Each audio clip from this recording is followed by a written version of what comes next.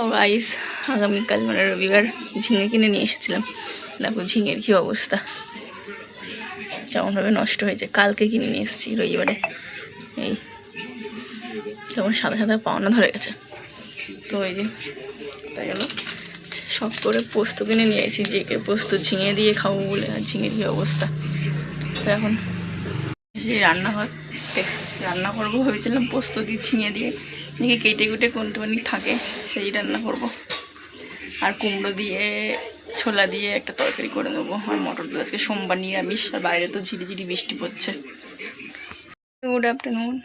তো ওই পচা ঝিঙেগুলো কাইটে কুইটে বাদ দিয়ে যেটুকু ভালো বেড়াইছে সেইটুকু দিয়ে পোস্ত দিয়ে সর্ষে বাটা দিয়ে করলাম, সর্ষে পোস্ত।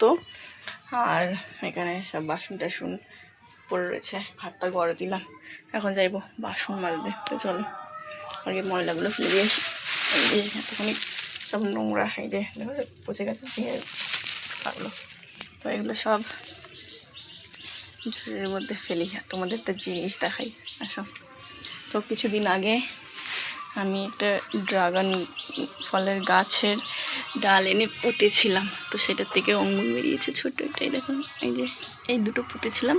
এটার থেকে কিছু বেরায়নি, কিন্তু এটার থেকে বেরিয়েছে। এই যে দেখো, বুঝতে পারছো, ছোটো একটা বেরিয়েছে। তো খুব ভালো লাগছে, মানে পুঁতেছিলাম অনেক আশা করে, 6 মাস হয়ে গেছে, কোনো কিছুই বেরায়নি, মাথা ফাথা কিছুই বেরায়নি। তা আজকে দেখলাম যে ছোট্ট একটা বেরিয়েছে মাথা। তো দেখে খুব খুশি হয়ে গেলাম, বুঝেছো। তো তোমাদের এটা আপডেট দেবো বড় হলে, আর একটু বড় হোক তারপরে আবার দেখাবো। তো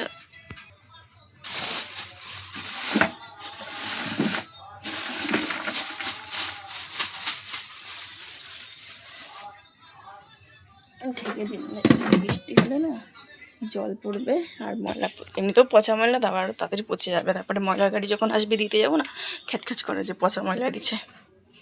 তো চলো এখন বাসন কটা মেজে আসি।